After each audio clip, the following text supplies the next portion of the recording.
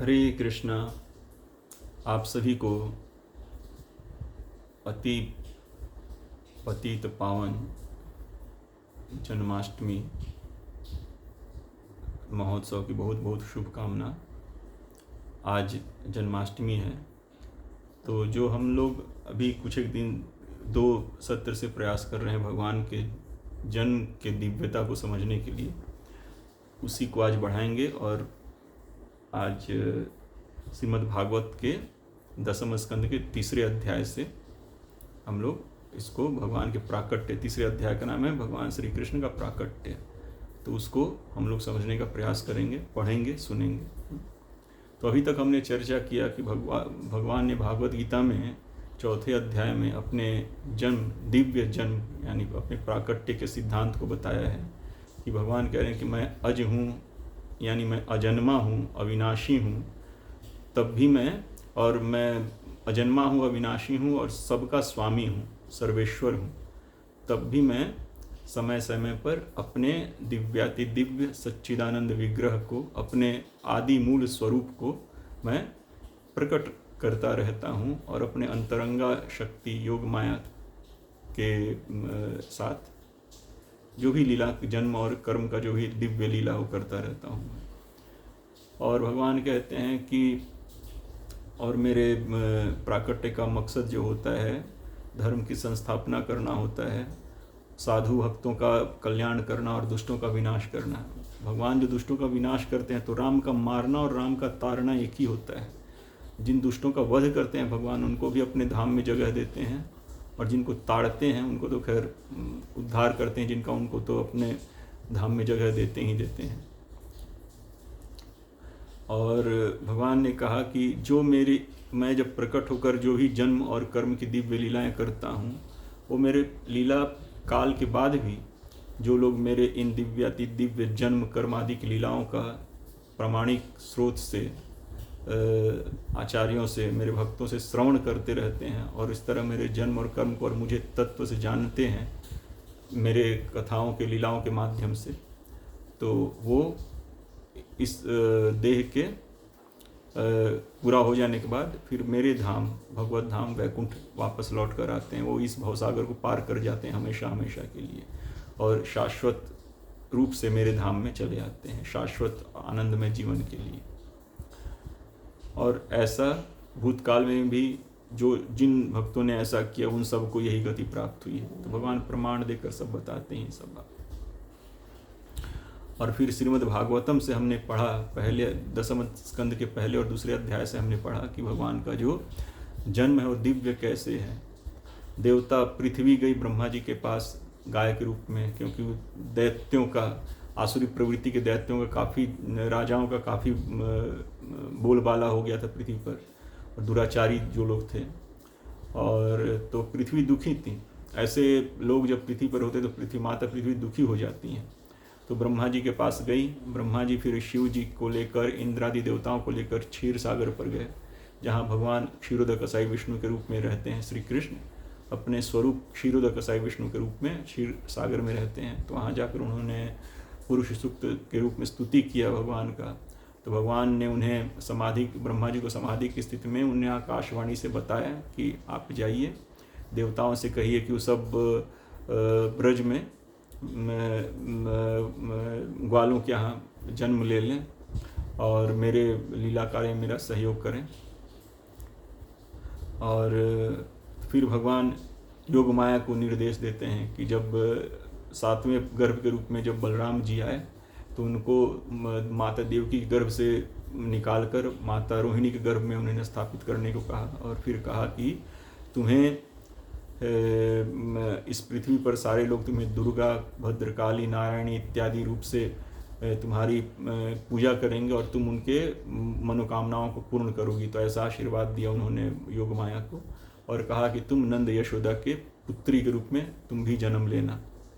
और फिर भगवान उचित समय पर जब वसुदेव जी के मन में प्रकट हुए, और फिर जब वसुदेव जी के मन में प्रकट हुए तो वसुदेव जी पूरे मतलब सूर्य के समान दीप्यमान हो गए, और उनके प्रभाव को उस समय दबाना किसी के लिए असंभव था। कंस भी नहीं दबा सकता था उस समय वसुदेव जी के प्रभाव को, उतना तेजस्वी हो गए थे वो। और फिर वसुदेव जी ने अपने मन हृदय से भगवान को माता देवकी के मन हृदय में ट्रांसफ़र कर दिया। तो जो माता देवकी दुखी थी अपने पुत्रों के वध के कारण, वो बिल्कुल एकदम चमकने लगी, दमकने लगी पूरा एकदम, और उन आनंदमय हो गई पूरा। वो भूल गई अपने पुत्रों के वध के बारे में, क्योंकि स्वयं आनंद घन, आनंद कंद, सर्वशक्तिमान भगवान श्री कृष्ण उनके मन हृदय में आ चुके थे। और इस तरह से भगवान माता देवकी के हृदय मन से फिर गर्भ में गए और वहाँ पे कुछ काल तक वो रहे, और अपना सारा प्लान भगवान ने ब्रह्मा जी को और योग माया को बता दिया था, और उसी के अनुरूप वो कर रहे थे। जब भगवान श्री कृष्ण माता देवकी गर्भ में थे, उस समय जो समस्त देवता गण हैं, शिव जी, ब्रह्मा जी और इंद्र आदि, वो सब भगवान के गर्भ वहाँ कारागार में आए और गर्भस्थ देवकी माता के गर्भ में जो भगवान श्री कृष्ण थे उनका स्तुति किया उन्होंने। शिव जी ब्रह्मा जी के नेतृत्व में बाकी सारे देवता भी शिव जी ब्रह्मा जी के साथ स्तुति कर रहे थे, और भगवान से कह रहे हैं कि आप सत्य हैं, सत्य संकल्प हैं, आप ही परम सत्य हैं। आप जो संकल्प करते हैं वो सत्य होता ही होता है, उसमें कोई रुकावट बाधा हो ही नहीं सकता है। वो उसका आपका संकल्प सत्य होकर ही रहता है, उसमें कोई डाउट नहीं है। तो इसलिए उनको भगवान को उन्हें सत्य संकल्प कहा। क्यों? क्योंकि भगवान ने उनसे जैसा कहा था वैसे ही माता देवकी गर्भ में आए, और उन्होंने कहा था कि वसुदेव जी देवकी जी के पुत्र के रूप में मैं आऊँगा, ये भी कह दिया था उन्होंने। तो इसलिए देवता लोग इंतजार करते थे कि वसुदेव जी का जन्म कब होगा। तो जिस समय वसुदेव जी का जन्म हुआ यदुवंश में, उस समय देवता लोग स्वर्ग से आकाश में आकर पूरा एकदम दुंदुभी, नगाड़े इत्यादि बजाना शुरू कर दिए खुशी में, क्योंकि अब जो भगवान के पिता बनेंगे उनका जन्म हो गया है, तो भगवान भी अब शीघ्र ही आएंगे अब। तो इसलिए वसुदेव जी का एक नाम आनक दुंदुभी भी है, क्योंकि उनके जन्म के समय देवताओं ने दुंदुभी इत्यादि वाद्य यंत्र बजाकर अपने खुशी का इजहार किया था।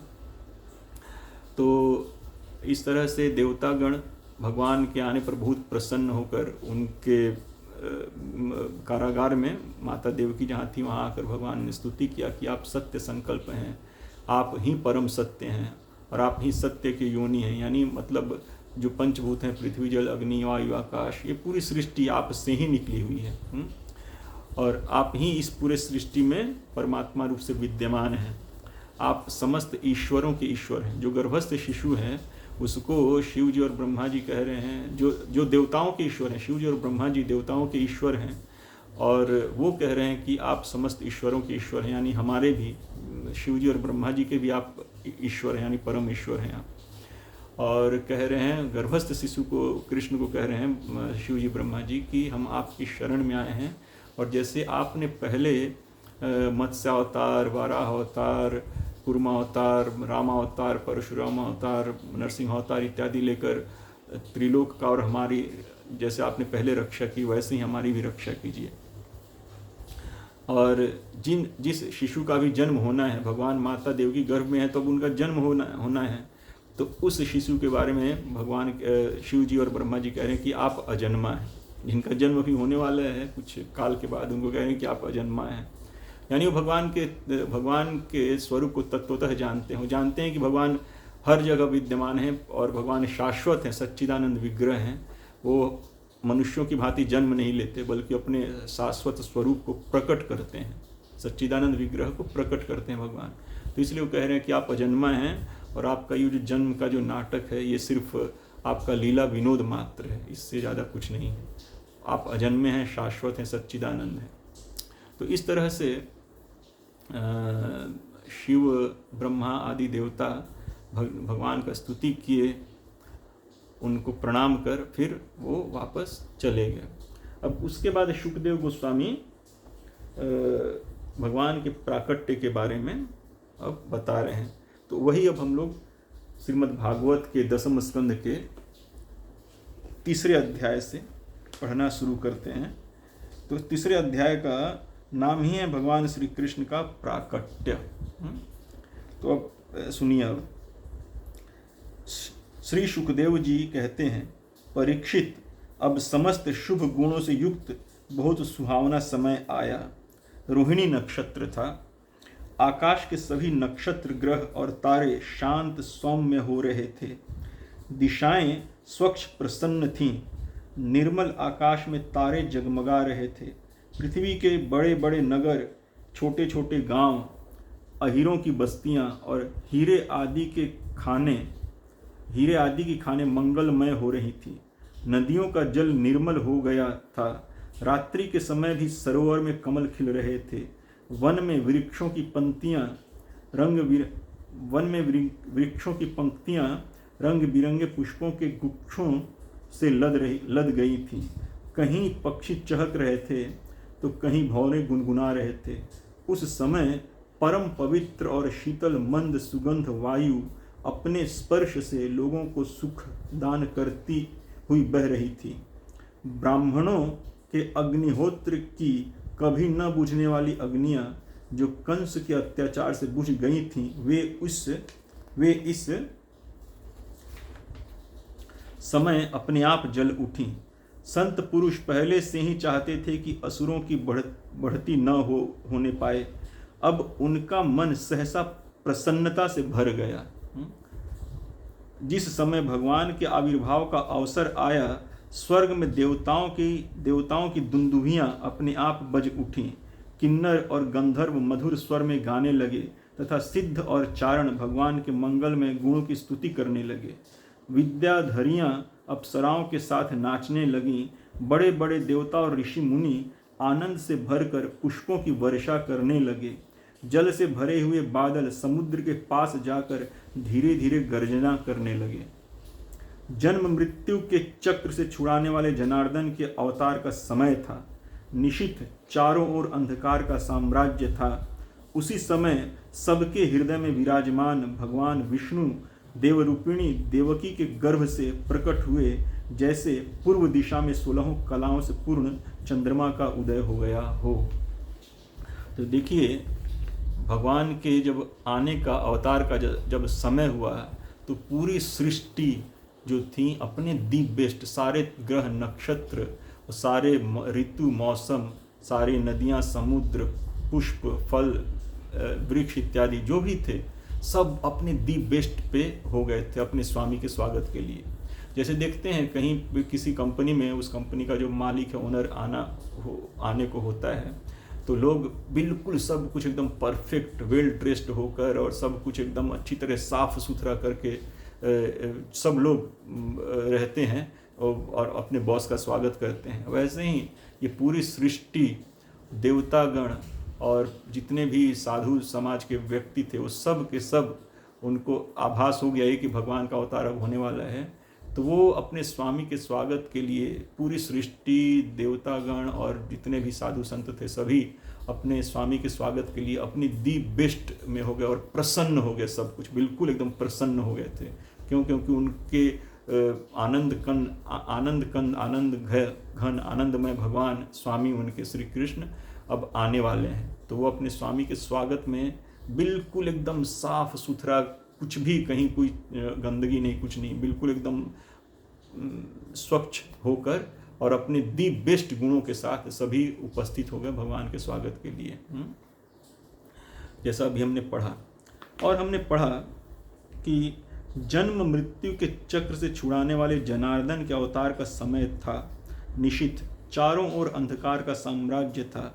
उसी समय सबके हृदय में विराजमान भगवान विष्णु देवरूपिणी देवकी के गर्भ से प्रकट हुए, जैसे पूर्व दिशा में 16 कलाओं से पूर्ण चंद्रमा का उदय हो गया हो।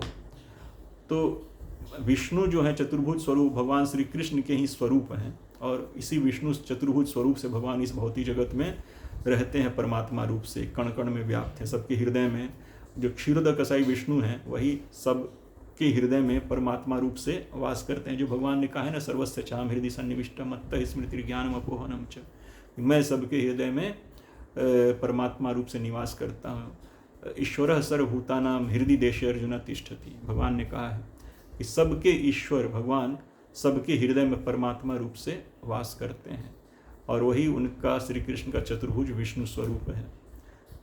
तो क्षीरोद कसाई विष्णु स्वरूप, तो वही अब यहाँ पे क्या कह रहे हैं, वो विष्णु देव रूपिणी देवकी के गर्भ से प्रकट हुए, जैसे पूर्व दिशा में 16 कलाओं से पूर्ण चंद्रमा का उदय हो गया हो। तो जब सूत गोस्वामी श्रीमद् भागवत के प्रथम स्कंद के 3 चैप्टर में भगवान के विभिन्न अवतारों का चर्चा कर रहे थे, तो भगवान के विभिन्न अवतारों का उन्होंने चर्चा किया, उसमें कृष्ण बलराम का भी चर्चा किया। फिर उन अवतारों का चर्चा करने के बाद फिर कमेंट करते हैं सूत गोस्वामी कि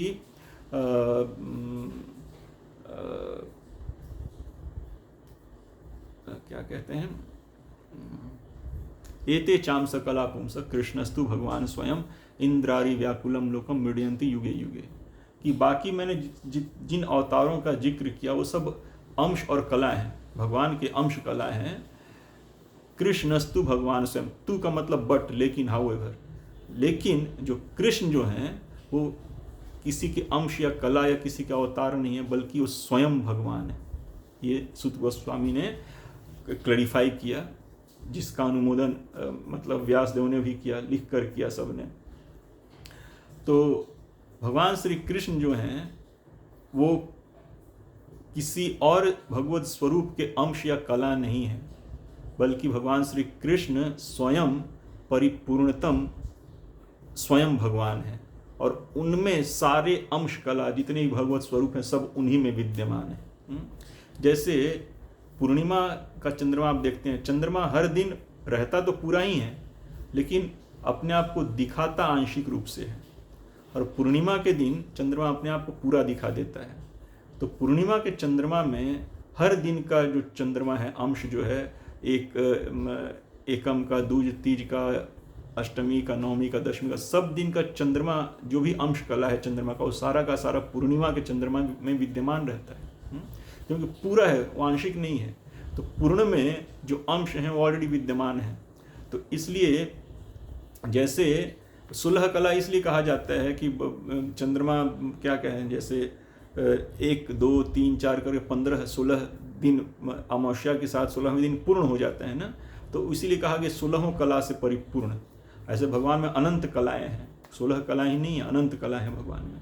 तो लेकिन चंद्रमा से जो चूंकि 15 दिन में जो चंद्रमा पूर्ण होता है उससे जो तुलना कर रहे हैं, उपमा दे रहे हैं, तो 16 कलाओं से परिपूर्ण इसलिए क्योंकि एकम, दूज, तीज हर दिन का चंद्रमा जो है पूर्णिमा के चंद्रमा में शामिल है, तो इसलिए उसको 16 कला, जो हर दिन का एक एक कला है ना, तो एकम का एक कला, दूज का एक कला, तीज का एक कला, तो ऐसे कर करके 16 दिन का कला से परिपूर्ण है चंद्रमा।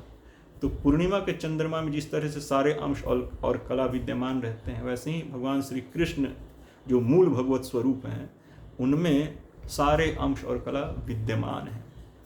तो इस बात को इसलिए यहाँ पे उपमा इस तरह से दिया गया है कि जन्म मृत्यु के चक्र से छुड़ाने वाले जनार्दन के अवतार का समय था निशित, चारों ओर अंधकार का साम्राज्य था। उसी समय सबके हृदय में विराजमान भगवान विष्णु देव रूपिणी देवकी के गर्भ से प्रकट हुए, जैसे पूर्व दिशा में 16 कलाओं से पूर्ण चंद्रमा का उदय हो गया हो। तो इसको समझिएगा, जैसे हमने अभी चर्चा किया। फिर आगे कहते हैं कि वसुदेव जी ने देखा कि उनके सामने एक अद्भुत बालक है। जो भगवान प्रकट हुए तो क्या देख रहे हैं वसुदेव जी कि उनके सामने एक अद्भुत बालक है। उसके नेत्र कमल के समान कोमल और विशाल हैं। आपको याद है जब कल हम लोग चर्चा कर रहे थे तो जब देवतागण भगवान गर्भस्थ शिशु का भगवान का जब वो स्तुति कर रहे थे तो उन्हें कमल नयन कहा था भगवान को। कई 2 बार हमने पढ़ा था कि कमल नयन कहा था कि जिनके नेत्र जो है कमल सदृश सुंदर हैं। तो वो किसी निराकार का उपासना, निराकार का स्तुति नहीं कर रहे थे, वो साकार भगवान श्री कृष्ण का ही स्तुति कर रहे थे वो, और उन्हीं को सबका स्वामी सर्वेश्वर बता रहे थे। तो अब देखिए वही जब बालक जब प्रकट हुआ अद्भुत बालक, तो वसुदेव जी ने देखा कि उनके सामने एक अद्भुत बालक है। उसके नेत्र कमल के समान कोमल एवं विशाल है। तो वही कमल नयन जिनकी स्तुति देवता कर रहे थे वही कमल नयन प्रकट हो गए माता देवकी के गर्भ से। वसुदेव जी ने देखा कि उनके सामने एक अद्भुत बालक है। उसके नेत्र कमल के समान कोमल और विशाल हैं। 4 सुंदर हाथों में शंख, गदा, चक्र और कमल लिए हुए हैं। वक्षस्थल पर श्रीवत्स का चिन्ह है। अत्यंत सुंदर सुवर्णमयी रेखा है। गले में कौस्तुभ मणि झिलमिला रही है। वर्षाकालीन मेघ के समान परम सुंदर श्यामल शरीर पर मनोहर पीताम्बर फहरा रहा है। अभी हमारे यहाँ भी, इधर भी राजकोट में वर्षा हो रहा है। तो पूरा आज जन्माष्टमी, कल भी हो रहा था, परसों भी हो रहा था और आज भी हो रहा है। तो पूरा घना बादल, जो वर्षाकालीन बादल होता है, वो छाया हुआ है। तो उसका जब रंग, जैसा वो उसका रंग है, वैसा ही रंग कह रहे हैं कि भगवान के विग्रह का वैसा ही रंग है। तो बहुमूल्य वैदुर्य मणि के किरीट और कुंडल, वर्षाकालीन मेघ के समान परम सुंदर श्यामल शरीर पर मनोहर पीताम्बर फहरा रहा है। बहुमूल्य वैदुर्य मणि के किरीट और कुंडल की कांति से सुंदर सुंदर घुंघराले बाल सूर्य की किरणों के समान चमक रहे हैं। कमर में चमचमाती करधनी की लड़ियां लटक रही हैं। बाहों में बाजूबंद और कलाइयों में कंकण शुभायमान हो रहे हैं। इन सब आभूषणों से सुशोभित बालक के अंग अंग से अनोखी छटा छिटक रही है। तो बताइए, अब हम लोग तो देखते हैं जैसे कोई बालक जन्म लेता है, तो बालक जब जन्म लेता है तो उसके शरीर पर काफ़ी सारा मैल लगा रहता है। माता के शरीर से, गर्भ से जब निकलता है तो उसके रक्त इत्यादि उसके शरीर पे लगा रहता है। तो उसको नर्स वगैरह हो, दाई वगैरह जो होती है, उसको साफ करती है, नहलवाती है, फिर धो पोंछ कर उसको स्वच्छ करती है। लेकिन यहाँ जो भगवान जब माता देवी गर्भ से प्रकट हुए तो उनका वर्णन सुनिए कि चतुर्भुज रूप से हैं और गदा शंख चक्र पद्म धारण किए हुए हैं, पीताम्बर पहने हुए हैं, कौस्तुभ मणि वैदुर्य मणि का उनका मुकुट है, कुंडल इत्यादि है, पीताम्बर पहने हुए। तो क्या ये सब माता देवकी के गर्भ में सब का मैन्युफैक्चरिंग हो रहा था क्या? सोचना चाहिए ना कि माता देवकी गर्भ में अगर जैसे हमारे जैसा कोई बालक पैदा होता तो उसको भी हमारी जैसे ही उसके शरीर से रक्त इत्यादि को साफ करके उसको स्वच्छ किया जाता। लेकिन यहाँ तो बालक पूरा एकदम वैदुर्य मणि का मुकुट और कुंडल इत्यादि, कमर में करधनी और हाथ में शंख चक्र गदा पद्म लिए, पीताम्बर पहने इत्यादि सब पूरे साज श्रृंगार के साथ बालक प्रकट हुआ माता देवकी के गर्भ से। तो इससे हम समझ सकते हैं कि भगवान अपने स्वरूप से माता देवकी के गर्भ में जस्ट वास कर रहे थे। और जब उनके प्रकट होने का समय आया, जब उन्होंने निर्धारित किया कि मुझे अब प्रकट होना है, तो भगवान जस्ट प्रकट हो गए। उनके शरीर का, उनके विग्रह का निर्माण माता देवकी के गर्भ में नहीं हुआ था। ये हमको समझना चाहिए। हमारे जैसे उनका हाड़ मांस का शरीर नहीं है, उनका सच्चिदानंद विग्रह है, शाश्वत है, और उसी को उन्होंने माता देवकी के गर्भ से अपने आप को प्रकट किया। ये हमको तथ्य और तत्व समझना चाहिए। जो भगवान कहते हैं कि जन्म कर्म च मे दिव्यम, तो भगवान का जन्म कैसे दिव्य है, इस बात को हमको इन तथ्यों से समझना चाहिए। जब वसुदेव जी ने देखा कि मेरे पुत्र के रूप में तो स्वयं भगवान ही आए हैं, कृष्णस्तु भगवान स्वयं, मेरे पुत्र के रूप में तो स्वयं भगवान ही आए हैं, तब पहले तो उन्हें असीम आश्चर्य हुआ, फिर आनंद से उनकी आंखें खिल उठी, उनका रोम रोम परमानंद में मग्न हो गया। भगवान आनंदमय, आनंद कंद भगवान को देखकर वसुदेव जी भी पूरे आनंद में डूब गए। श्री कृष्ण का जन्मोत्सव मनाने की उतावली में उन्होंने उसी समय ब्राह्मणों के लिए 10,000 गायों का संकल्प कर दिया। परीक्षित, भगवान श्री कृष्ण अपनी अंग कांति से सूतिका गृह को जगमग कर रहे थे। जब वसुदेव जी को यह निश्चय हो गया कि ये तो परम पुरुष परमात्मा ही हैं, तब भगवान का प्रभाव जान लेने से उनका सारा भय जाता रहा। अपनी बुद्धि स्थिर करके उन्होंने भगवान के चरणों में अपना सिर झुका दिया और फिर हाथ जोड़कर वे उनकी स्तुति करने लगे। अब कोई भी पिता अपने नवजात शिशु का स्तुति करता है? नहीं। लेकिन यहाँ भगवान स्वयं वसुदेव जी के पुत्र के रूप में प्रकट हुए हैं। तो अब इनको, वसुदेव जी को भी इस बात का एहसास हो गया कि ये ही स्वयं भगवान पूर्ण पुरुषोत्तम परमात्मा है, सबके स्वामी हैं। तो अब वो आगे कहने लगे। वसुदेव जी ने कहा, मैं समझ गया कि आप प्रकृति से अतीत साक्षात पुरुषोत्तम हैं। समझ गए वसुदेव जी इस बात को। आपका स्वरूप है केवल अनुभव और केवल आनंद। आप समस्त बुद्धियों के एकमात्र साक्षी हैं। आप ही सर्ग के आदि में अपनी प्रकृति से इस त्रिगुणमय जगत की सृष्टि करते हैं, फिर उसमें प्रविष्ट न होने पर भी आप प्रविष्ट के समान जान पड़ते हैं। सारा जो रॉ मटेरियल्स है, पृथ्वी जल अग्नि वायु आकाश महत्तत्व इत्यादि, और जो 16 है इंद्रियां, कर्मेंद्रियां, ज्ञानेंद्रियां इत्यादि, मन इत्यादि, इन सबको भगवान प्रकट करते हैं और फिर इनको लेकर ब्रह्मा जी विसर्ग करते हैं। तो ये सर्ग के आदि में सर्ग को भगवान उत्पन्न करते हैं। तो जो मेन इंग्रेडिएंट्स है, पंच महाभूत, कर्मेंद्रियां, ज्ञानेंद्रियां, मन इत्यादि, ये सब भगवान प्रकट करते हैं, भगवान से निकलती हैं और फिर इनको लेकर ब्रह्मा जी विसर्ग यानी आगे की सेकेंडरी क्रिएशन शुरू करते हैं। फिर आगे कहते हैं, मैं समझ गया कि आप प्रकृति से अतीत साक्षात पुरुषोत्तम हैं। आपका स्वरूप है केवल अनुभव और केवल आनंद। आप समस्त बुद्धियों के एकमात्र साक्षी हैं। आप ही सर्ग के आदि में अपनी प्रकृति से इस त्रिगुणमय जगत की सृष्टि करते हैं, फिर उसमें प्रविष्ट न होने पर भी आप प्रविष्ट के समान जान पड़ते हैं। यद्यपि आप उनमें रहते हैं, फिर भी उन गुणों के ग्रहण से आपका ग्रहण नहीं होता। इसका कारण यह है कि आप सब कुछ हैं, सबके अंतर्यामी हैं और परमार्थ सत्य आत्म स्वरूप हैं। गुणों का आवरण आपको ढक नहीं सकता। गुणों का आवरण मतलब सत्वगुण, रजोगुण, तमोगुण, जो भगवान के त्रिगुणमयी जो माया शक्ति है उसको कह रहे हैं। गुणों का आवरण आपको ढक नहीं सकता। क्यों? भगवान गुणों के स्वामी हैं, माया के स्वामी है भगवान। इसलिए आप में न बाहर है न भीतर, फिर आप किस में प्रवेश करेंगे? इसलिए प्रवेश न करने पर भी आप प्रवेश किए हुए समान दिखते हैं।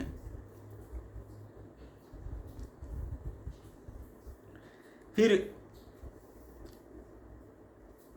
जो आपके इन दृश्य गुणों को यहाँ प्रभु कहते हैं कि आप स्वयं समस्त क्रियाओं, गुणों और विकारों से रहित हैं, मतलब उनमें नहीं है। फिर भी इस जगत की सृष्टि, स्थिति और प्रलय आप से ही होते हैं। जिसका भी जन्म हुआ उसके बारे में वसुदेव जी कह रहे हैं, अपने उस पुत्र के बारे में कह रहे हैं कि प्रभु कहते हैं कि आप स्वयं समस्त क्रियाओं, गुणों और विकारों से रहित हैं, फिर भी इस जगत की सृष्टि, स्थिति और प्रलय आप से ही होते हैं। ध्यान दीजिएगा, ये दिव्य जन्म है भगवान का। यह बात परम ऐश्वर्यशाली पर ब्रह्म परमात्मा आपके लिए असंगत नहीं है। वो जान रहे हैं कि जो उनके पुत्र के रूप में प्रकट हुए हैं वो परम ऐश्वर्यशाली पर ब्रह्म परमात्मा स्वयं भगवान है। क्योंकि तीनों गुणों के आश्रय आप ही हैं, सतोगुण, रजोगुण, तमोगुण, इन तीनों गुणों के आश्रय आप ही हैं। इसलिए उन गुणों के कार्य आदि का आप में ही आरोप किया जाता है। आप ही तीनों लोकों की रक्षा करने के लिए अपनी माया से सत्वमय शुक्ल वर्ण पोषणकारी विष्णु रूप धारण करते हैं। उत्पत्ति के लिए रजह प्रधान रक्त वर्ण सृजनकारी ब्रह्मा रूप और प्रलय के समय तमोगुण प्रधान कृष्ण वर्ण संहारकारी रुद्र रूप स्वीकार करते हैं। तो भगवान श्री कृष्ण ही सृष्टि के लिए ब्रह्मा का रूप लेते हैं, यानी ब्रह्मा जी को जन्म देते हैं और ब्रह्मा जी को सामर्थ्य देते हैं सृष्टि कार्य करने के लिए, विसर्ग करने के लिए। और वही अपने स्वयं रूप से, विष्णु रूप से, सतोगुण प्रधान विष्णु रूप से पालन करते हैं, रजोगुण प्रधान ब्रह्मा रूप से सृजन करते हैं और तमोगुण प्रधान रुद्र शिव जी से संहार कार्य करते हैं। तो ये तीनों कृष्ण ही हैं, कृष्ण के ही स्वरूप हैं। भगवान ने एक जगह और कहा है कि अहम ब्रह्माश्च भवश्च, ऐसा करके कहा है कि मैं ही ब्रह्मा शिव मैं ही हूँ, भगवान ने कहा है। और यहाँ भी वसुदेव जी यही बात यहाँ पे कह रहे हैं कि प्रभु कहते हैं कि आप स्वयं समस्त क्रियाओं, गुणों और विकारों से रहित हैं, फिर भी आप इस जगत की सृष्टि, स्थिति और प्रलय आप से ही होती है। यह बात परम ऐश्वर्यशाली पर ब्रह्म परमात्मा आपके लिए असंगत नहीं है, क्योंकि तीनों गुणों के आश्रय आप ही हैं। इसलिए उन गुणों के कार्य आदि का आप में ही आरोप किया जाता है। आप ही तीनों लोगों की रक्षा करने के लिए अपनी माया से सत्वमय शुक्ल वर्ण पोषणकारी विष्णु, सत्वमय शुक्ल वर्ण यानी पोषणकारी विष्णु रूप धारण करते हैं। फिर उत्पत्ति के लिए रजः प्रधान रक्त वर्ण यानी सृजनकारी ब्रह्मा रूप, और प्रलय के समय तमोगुण प्रधान कृष्ण वर्ण यानी संहारकारी रुद्र रूप स्वीकार करते हैं। प्रभु आप सर्वशक्तिमान और सबके स्वामी हैं। देखिए देवताओं ने भी ये स्तुति किया था, और वसुदेव जी परम ज्ञानी हैं, भगवत तत्व को जानने वाले हैं और परम भगवत भक्त हैं, इसलिए भगवान को जानते समझते हैं, तो इसलिए भगवान का इस तरह से स्तुति कर रहे हैं। प्रभु आप सर्वशक्तिमान और सबके स्वामी हैं। इस संसार की रक्षा के लिए आपने मेरे घर अवतार लिया है। आजकल कोटि कोटि असुर सेनापतियों ने राजा का नाम धारण कर रखा है और अपने अधीन बड़ी बड़ी सेनाएं कर रखी हैं। आप उन सब का संहार करेंगे। जो भगवान ने कहा है ना कि परित्राणाय साधुनां विनाशाय च दुष्कृताम, तो देवताओं के भी आराध्य देव आप। वसुदेव जी भी इस बात को समझते हैं, जानते हैं कि भगवान श्री कृष्ण जो हैं देवताओं के भी आराध्य हैं।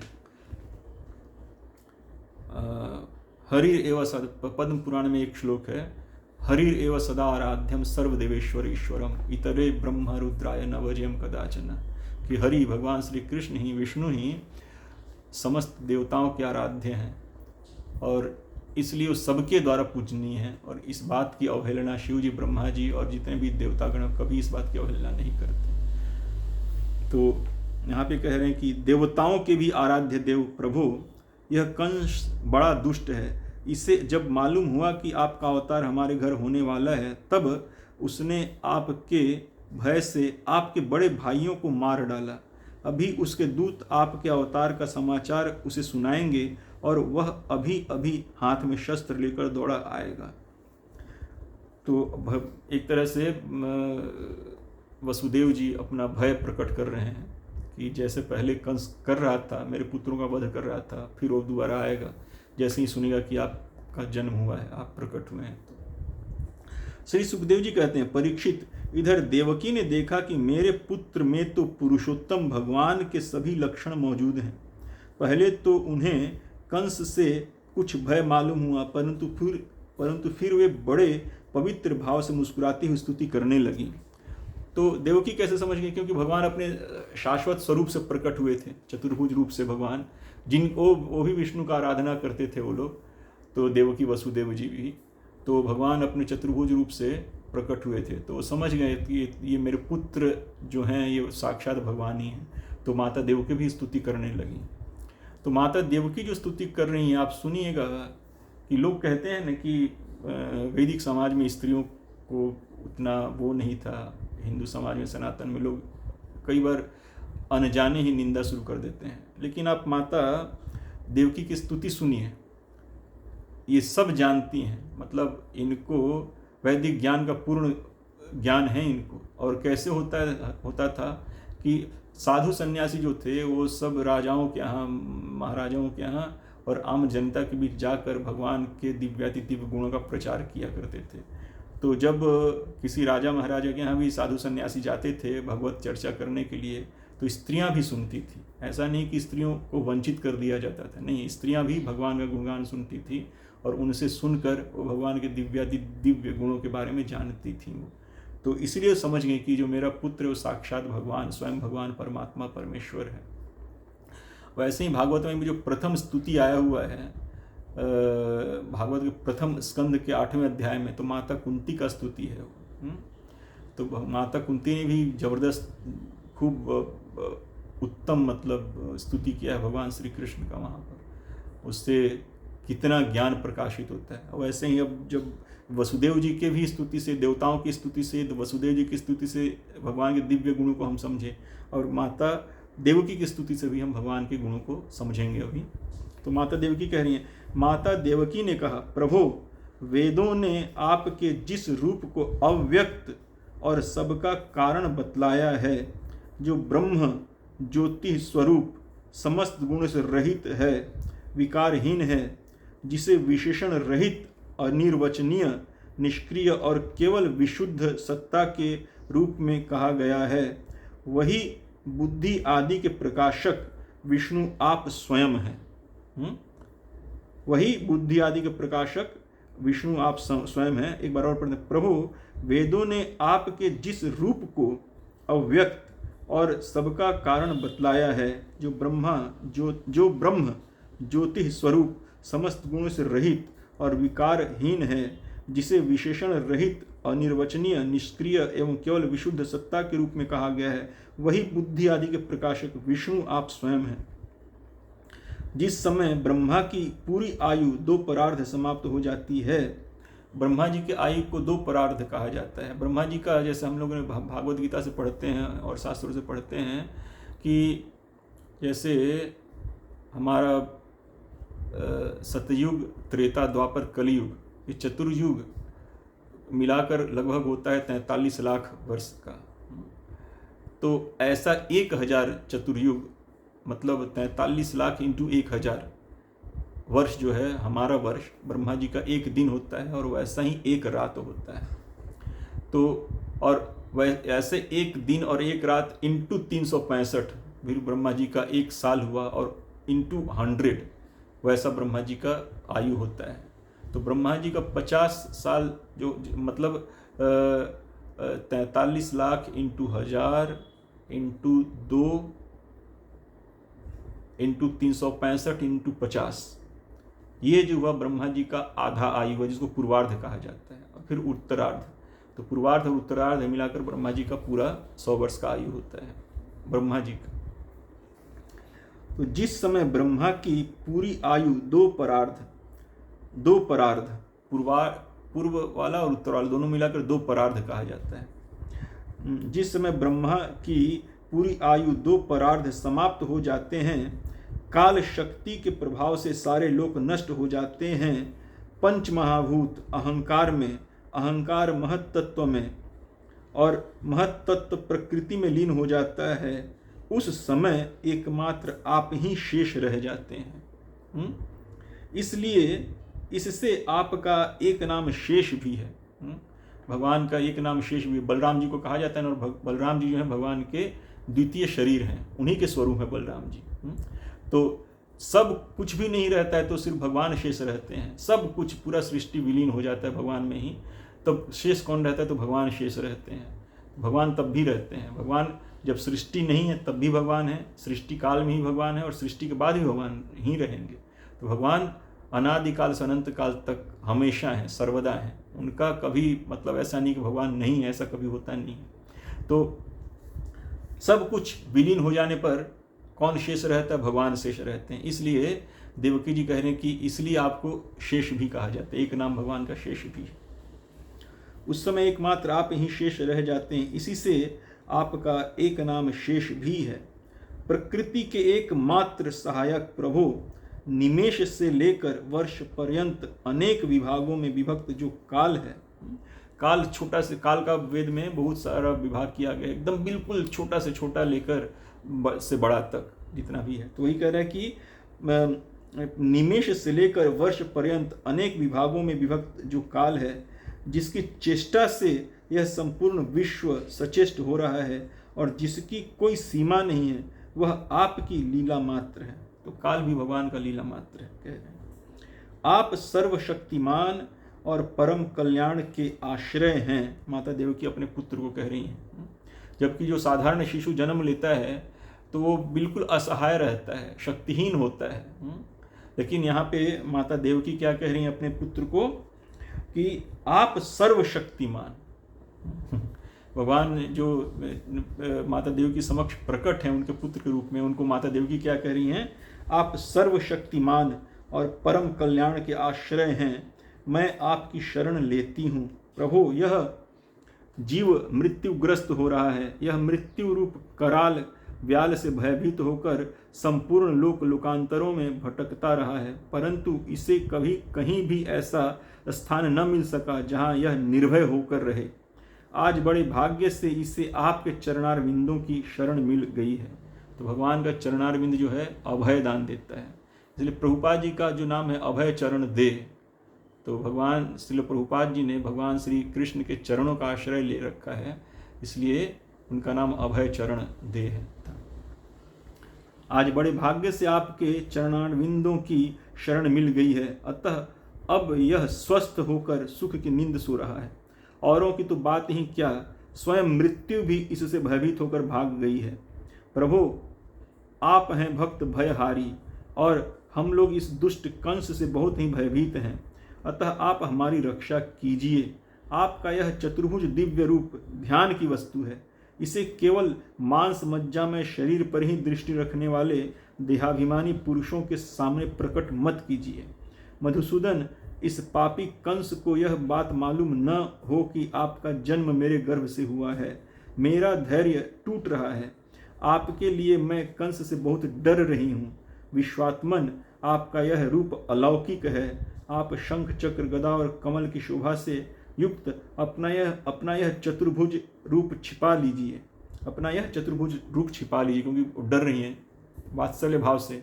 एक तरह कह रही हैं कि आप सर्वशक्तिमान हैं, फिर वात्सल्य भाव जब हावी हो रहा है तो डर भी रही हैं कि कहीं मेरे पुत्र को कंस मार न दे, तो इसलिए कहीं छुपा लीजिए।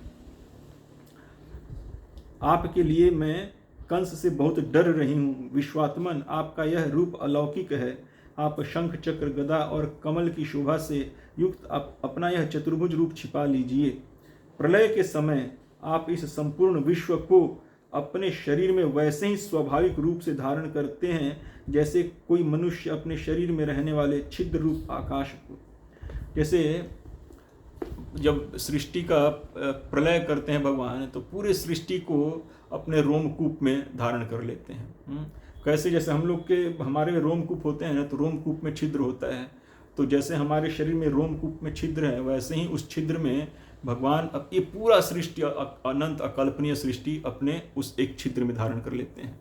भगवान ने भागवत गीता में कहा है भी 10वें अध्याय के 42वें श्लोक में कि अथवा बहुने तेन किम ज्ञातेन तवा अर्जुन विष्टभ्याम इदम कृत्स्न एकांशिने स्थितो जगत, कि हे अर्जुन, तुम्हें मेरी अनंत विभूतियों को जानने से क्या लाभ। तुम सिर्फ इतना समझो कि मैं इस अनंत सृष्टि को अपने एक अंश में धारण करता हूँ। सृजन पालन संचालन नियमन संहार सब मेरे विग्रह के एक अंश में इस सारे सृष्टि का, इस जो अकल्पनीय दिख रहा है, अनंत दिख रहा है, उस सारा सृष्टि मेरे एक अंश में सिमटा हुआ है।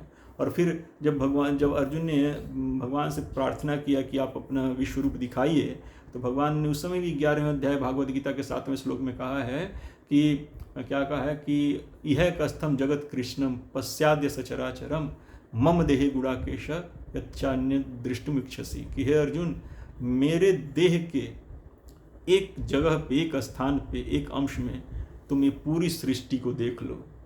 चर अचर सहित, भूत वर्तमान भविष्य इत्यादि सहित इस अनंत सृष्टि को तुम मेरे देह के एक स्थान पर, एक अंश में देख लो। तो भगवान ने अपने देह के एक अंश से ये पूरी अनंत सृष्टि प्रकट कर दी, विश्व रूप दिखा दिया था अर्जुन को। तो वही माता देवकी कह रही हैं यहाँ पे कि प्रलय के समय आप इस संपूर्ण विश्व को अपने शरीर में वैसे ही स्वाभाविक रूप से धारण करते हैं जैसे कोई मनुष्य अपने शरीर में रहने वाले छिद्र रूप आकाश को। तो सारा जो सृष्टि है, जब भगवान अपने में विलीन कर दें तो एक छिद्र में सब कुछ संभाल लेते, अनंत कोटि ब्रह्मांड पूरा। वही परम पुरुष परमात्मा आप मेरे गर्भवासी हुए, यह आपकी अद्भुत मनुष्य लीला नहीं तो और क्या है। तो कह रहे हैं कि जैसे माता कौशल्या ने भी कहा था कि ब्रह्मांड निकाय निर्मित माया रोम रोम प्रतिवेद कहे, कि वेद कहता है कि आपके रोम रोम में अनंत कोटि ब्रह्मांड है। तो ये लोग कैसे विश्वास करेंगे कि जिसके रोम रोम में अनंत कोटि ब्रह्मांड है वो मेरे छोटे से गर्भ में शिशु बनकर निवास किया, विश्वास नहीं करेंगे। तो इसलिए कीजय शिशु लीला अति प्रिय शीला, यह सुख परम अनुपा। तो वही माता देवकी भी कह रही हैं कि आपके रोमकूप में अनंत कोटि ब्रह्मांड रहता है, तो ये कैसे लोग समझ पाएंगे कि आप जिनके रोमकूप में अनंत कोटि ब्रह्मांड रहता है वो मेरे गर्भवासी थे, मेरे गर्भ में थे वो। फिर अब भगवान बोलना शुरू करेंगे। अब माता देवकी ने और पिता वसुदेव जी ने भगवान का स्तुति किया, भगवान से अपने मन की बातें बताई। तो अब भगवान भी उनसे अपना बात कह रहे हैं। श्री भगवान ने कहा, देवी, अब पिछले जब जब पहले भगवान कब कब इनके पुत्र बने हैं वो सब कथा भगवान स्वयं बताएंगे। देखिए ये है भगवान का दिव्य जन्म। इसको समझिए कि जब अर्जुन ने पूछा था कि अर्जुन को भगवान ने बताया था कि क्या कहा था, इस दूसरे अध्याय में भगवान ने कहा है ना शायद, दूसरे अध्याय में भगवान ने कहा है,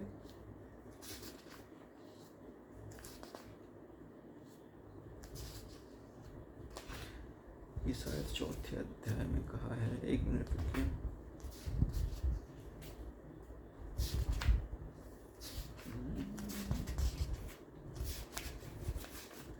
चौथे अध्याय में कहा है, एक मिनट,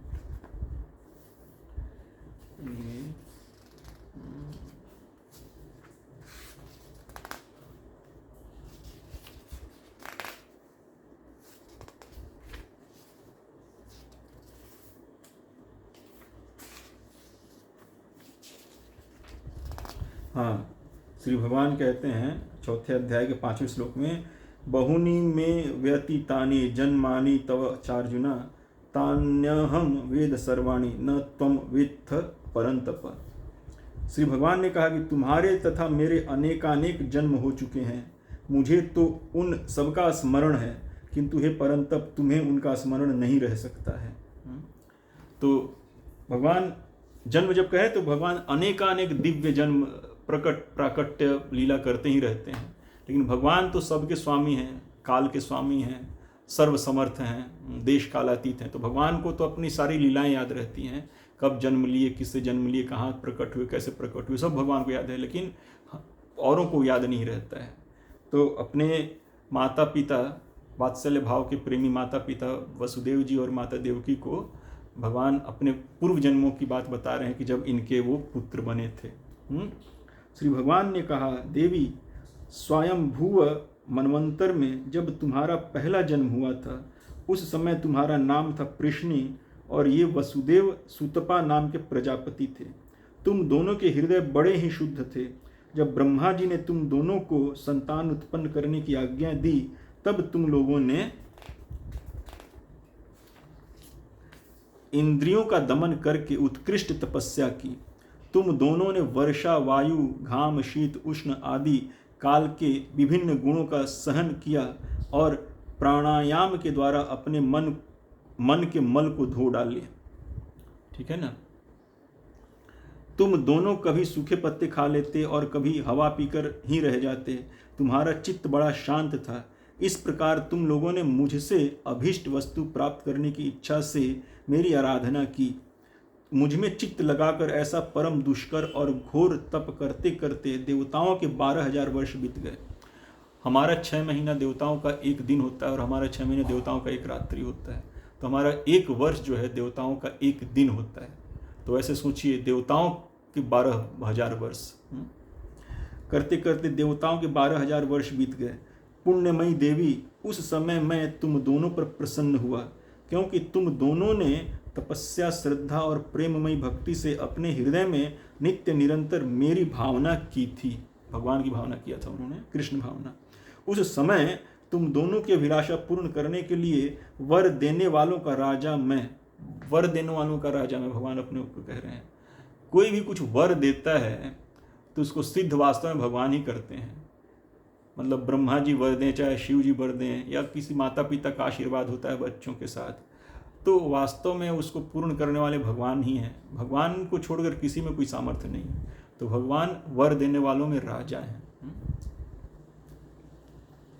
वर देने वालों का राजा मैं इसी रूप से तुम्हारे सामने प्रकट हुआ। देखिए भगवान का जो सच्चिदानंद विग्रह है, तो कह रहे हैं कि जैसे मैं अभी तुम्हारे सामने प्रकट हुआ हूं, इसी रूप से मैं तुम्हारे सामने उस समय भी प्रकट हुआ था। तो भगवान का जो कहते हैं अविनाशी ना, अजोपि सन अव्यय आत्मा, मेरा जो श्री विग्रह है अविनाशी है, अव्यय है, उसमें कोई विकार, कोई ह्रास, कोई वृद्धि, कुछ नहीं होता, जस का तस रहता है अनादिकाल से अनंत काल तक। तो भगवान का श्री विग्रह जो अविनाशी है, तो इसलिए कह रहे हैं कि मैं इसी रूप से उस समय भी प्रकट हुआ था, क्योंकि भगवान तो बदलते नहीं है, भगवान में कोई परिवर्तन, कोई विकार कुछ होता नहीं है। मैं इसी रूप से तुम्हारे सामने प्रकट हुआ जब मैंने कहा कि तुम्हारी जो इच्छा हो मुझसे मांग लो, तब तुम दोनों ने मेरे जैसा पुत्र मांगा। अभी आगे भगवान इसको बताएंगे। तो तुम दोनों ने मेरे जैसा पुत्र मांगा। उस समय तक विषय भोगों से तुम लोगों का कोई संबंध नहीं हुआ था, तुम्हारे कोई संतान भी न थी। इसलिए मेरी माया से मोहित होकर तुम दोनों ने मुझसे मोक्ष नहीं मांगा। तुम्हें मेरे जैसा पुत्र होने का वर प्राप्त हो गया और मैं वहां से चला गया। अब भगवान उनको वर देकर चले गए। अब सफल मनोरथ होकर तुम लोग विषयों का भोग करने लगे। मैंने देखा कि संसार में शील स्वभाव, भगवान कह रहे हैं कि मैंने देखा कि संसार में शील स्वभाव, उदारता तथा अन्य गुणों में मेरे जैसा दूसरा कोई नहीं है। उन्होंने कहा कि आप जैसा पुत्र चाहिए, तो भगवान ने कहा, भगवान तो सोच रहे कि मेरे जैसा तो दूसरा कोई है ही नहीं, मेरे जैसा दूसरा कोई नहीं है, इसलिए मैं ही तुम दोनों का पुत्र हुआ और उस समय मैं पृश्नि गर्भ के नाम से विख्यात हुआ। तो मेरे जैसा पुत्र होना चाहिए, तो मेरे जैसा, भगवान जैसा तो दूसरा कोई है नहीं, तो भगवान स्वयं ही पृश्नि और सुतपा के पुत्र बने और उस समय उनका नाम पृश्नि गर्भा पड़ा। अब एक वैदिक रिवाज है, कहिए समझ लीजिए एक प्रकार से, कि अगर आप किसी को कोई वचन देकर उसे पूरा नहीं कर पाते हैं तो आपको 3 बार वो वैसा काम करना पड़ता है। तो उन्होंने तो 1 बार पुत्र मांगा था, लेकिन भगवान ने मेरे जैसा पुत्र, तो मेरे जैसा तो कोई दूसरा है नहीं, तो वो उनके वरदान को अक्षरशः भगवान पूरा नहीं कर पाए थे, इसलिए भगवान 3 बार उनके पुत्र बने। तो फिर बोले कि उस समय मैं पृश्नि गर्भ के नाम से विख्यात हुआ। फिर दूसरे जन्म में तुम हुई अदिति और वसुदेव हुए कश्यप। उस समय भी मैं तुम्हारा पुत्र हुआ। मेरा नाम था उपेंद्र। शरीर छोटा होने के कारण लोग मुझे वामन भी कहते थे। वामन, जो बलि महाराज से 3 पग में पूरा सृष्टि का वो नाप लिए थे ना, 2 पग में, और तीसरे पग में बलि महाराज ने अपना सर दे दिया था कि नहीं, मेरा वचन नहीं खाली जाएगा, आप तीसरा पग मेरे सर पे रखिए, मुझे, मेरा ले लिया आपने और मुझे भी अब ले लीजिए। तो उन्होंने, तो उसी वामन रूप का बात कह रहे हैं यहाँ पे। शरीर छोटा होने के कारण लोग मुझे वामन भी कहते हैं।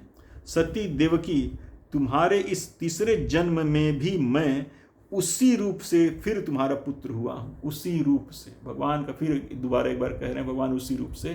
तो भगवान सच्चिदानंद विग्रह है, अजोपिसन अव्यय आत्मा, अविनाशी, कोई विकार नहीं भगवान के श्री विग्रह में, कोई ह्रास या कोई वृद्धि नहीं, कोई विकार नहीं, कुछ नहीं। भगवान जस के तस ज्यों के त्यों रहते हैं। तो भगवान इसलिए कह रहे हैं, तुम्हारे इस तीसरे जन्म में भी मैं उसी रूप से फिर तुम्हारा पुत्र हुआ हूँ। मेरी वाणी सर्वदा सत्य होती है। मैंने तुम्हें अपना यह रूप इसलिए दिखला दिया है कि तुम्हें मेरे पूर्व अवतारों का स्मरण हो जाए। स्मरण हो जाए मैंने भगवान को अपने पूर्व अवतारों का स्मरण करवा भी दे रहे हैं। यदि मैं ऐसा नहीं करता तो केवल मेरे अवतार की पहचान नहीं हो पाती। यदि मैं ऐसा नहीं करता तो मेरे अवतार की पहचान नहीं हो पाती। तो भगवान ने उनको आश्वस्त करने के लिए कि हाँ, मैं ही आया हूँ, स्वयं भगवान साक्षात परब्रह्म परमेश्वर परमात्मा सर्व कारण कारणम भगवान श्री कृष्ण, मैं ही आया हूँ। तो उसके लिए भगवान ने कहा कि यदि मैं ऐसा नहीं करता तो मेरे अवतार की पहचान नहीं हो पाती। तुम दोनों मेरे प्रति पुत्र भाव तथा निरंतर ब्रह्म भाव रखना। इस प्रकार वात्सल्य, स्नेह और चिंतन के द्वारा तुम्हें मेरे परम पद की प्राप्ति होगी। तो इसलिए देवकी और वसुदेव जी का भगवान के प्रति हमेशा वात्सल्य भाव ही रहता था, पुत्र भाव रहता था। तो लोग कहते भी थे कि भगवान है, तो भी उनको भगवत भाव बुद्धि उनमें, भगवान में, अपने पुत्र में नहीं होता था। वो अपना वात्सल्य भाव से उनको अपना पुत्र ही समझते थे देवकी वसुदेव। फिर सुखदेव जी कहते हैं, भगवान इतना कहकर चुप हो गए। अब उन्होंने अपनी योग माया से पिता माता के देखते देखते तुरंत एक शिशु का रूप धारण कर लिया। एक शिशु का रूप धारण कर लिया भगवान ने।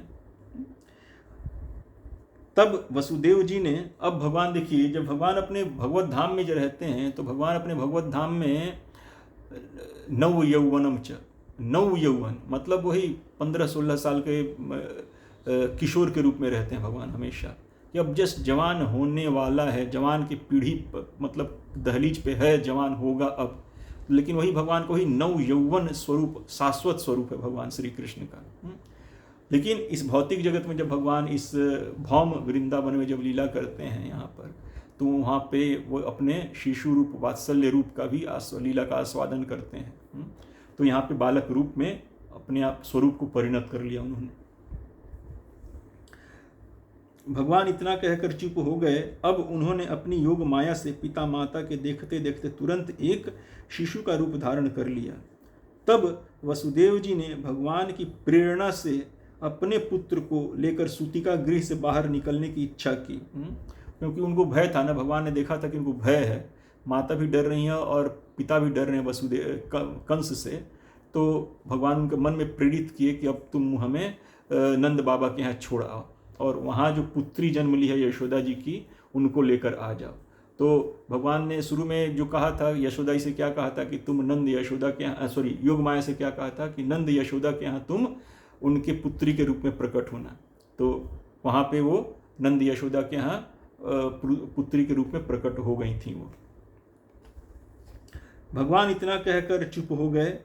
अब उन्होंने अपनी योग माया से पिता माता के देखते देखते तुरंत एक शिशु का रूप धारण कर लिया। तब वसुदेव जी ने भगवान की प्रेरणा से अपने पुत्र को लेकर सूतिका गृह से बाहर निकलने की इच्छा की।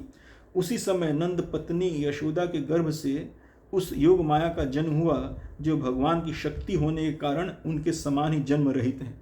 तो वही प्रकट ही हुई थी, वो हमारी तरह जन्म नहीं हुआ, तो वही प्रकट ही हुई थी योग माया, यशोदा के, नंद यशोदा के पुत्री के रूप में। उसी योग माया ने द्वारपाल और पूर्ववासियों की समस्त इंद्रिय वृत्तियों की चेतना हर ली। वे सब के सब अचेत होकर सो गए।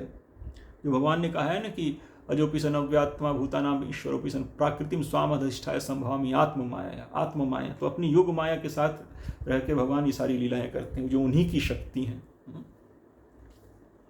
उसी योग माया ने द्वारपाल और पूर्ववासियों की समस्त इंद्रिय वृत्तियों की चेतना हर ली। वे सब के सब अचेत होकर सो गए। बंदी गृह के सभी दरवाजे बंद थे। उनमें बड़े बड़े किवाड़, लोहे की जंजीरें और ताले जड़े हुए थे।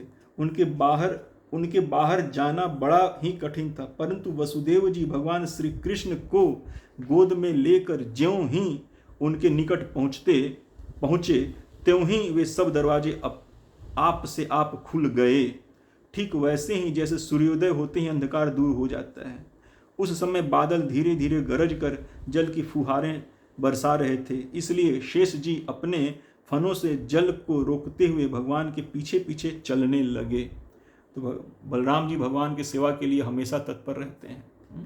उनके सेवा के बिना बलराम जी नहीं रह सकते, इसलिए जहाँ मौका मिला सेवा में लग गए भगवान के। उन दिनों बार बार वर्षा होती रहती थी, इससे यमुना जी बहुत बढ़ गई थीं। उनका प्रवाह गहरा और तेज हो गया था। तरल तरंगों के कारण जल पर फेन ही फेन हो रहा था। सैकड़ों भयानक भंवर पड़ रहे थे। जैसे सीतापति भगवान श्री राम जी को समुद्र ने मार्ग दे दिया था, वैसे ही यमुना जी ने भगवान को मार्ग दे दिया। तो यमुना जी ने अपने प्रियतम भगवान श्री कृष्ण को लेकर जो वसुदेव जी जा रहे थे, तो उनके लिए मार्ग दे दिया उन्होंने। यमुना जी ने भगवान को मार्ग दे दिया। वसुदेव जी ने नंद बाबा के गोकुल में जाकर देखा कि सब के सब गोप नींद से अचेत पड़े हुए हैं। उन्होंने अपने पुत्र को यशोदा जी की शैया पर सुला दिया और उनकी नवजात कन्या लेकर वे बंदी गृह में लौट आए। वही जो भगवान ने, जैसे हम चर्चा की हमने ना कि भगवान ने योग माया को आज्ञा दिया था कि तुम यशोदा की पुत्री के रूप में जन्म लेना। तो योग माया यशोदा की पुत्री के रूप में यहाँ जन्म ली हैं। तो उन्हीं को लेकर वसुदेव जी श्री कृष्ण को वहाँ नंद यशोदा के घर रख दिए, यशोदा जी के पास में, और वहाँ से वो जो योग माया उनके पुत्री के रूप में जन्म ली थी, उनको लेकर वापस बंदी गृह में लौट आए। जेल में पहुंचकर वसुदेव जी ने उस कन्या को देवकी की शैया पर सुला दिया और अपने पैरों में बेड़ियां डाल ली तथा पहले की तरह वे बंदी गृह में बंद हो गए। उधर नंद पत्नी यशोदा जी को इतना तो मालूम हुआ कि कोई संतान हुई है, परंतु वे यह न जान सकीं कि पुत्र है या पुत्री, क्योंकि एक तो उन्हें बड़ा परिश्रम हुआ था और दूसरे योग माया ने उन्हें अचेत कर दिया था। तो उनको अब संदेह नहीं होगा कि अरे मुझे तो पुत्री हुआ था, तो ये पुत्र कहाँ से आ गया। तो उनको पता ही नहीं था। तो श्री कृष्ण को ही उन्होंने समझा कि श्री कृष्ण को ही उन्होंने जन्म दिया है। और ऐसे आचार्य लोग टीका टिप्पणी में भी लिखते हैं कि भागवत में एक जगह लिखा हुआ है योग माया को विष्णु अनुजा, ऐसा कर कहीं लिखा हुआ है। तो वास्तव में वहाँ यशोदा के यहाँ भी श्री कृष्ण प्रकट हुए थे। तो जब ये वसुदेव जी ने अपने यहाँ कारागार में प्रकट श्री कृष्ण को यशोदा जी के पास लेकर गए, तो ये कारागार वाले जो श्री कृष्ण हैं यशोदा मैया के श्री कृष्ण में जाकर विलीन हो गए, ऐसा आचार्य लोग टिप्पणी करता है। तो ये है भगवान का दिव्य जन्म जो हमने श्रीमद् भागवत से पढ़कर सुना, और भगवान आगे और भी लीलाएं करते रहेंगे। तो लेकिन हमारा टॉपिक था भगवान के दिव्याति दिव्य जन्म को समझने का इस जन्माष्टमी के शुभ अवसर पर।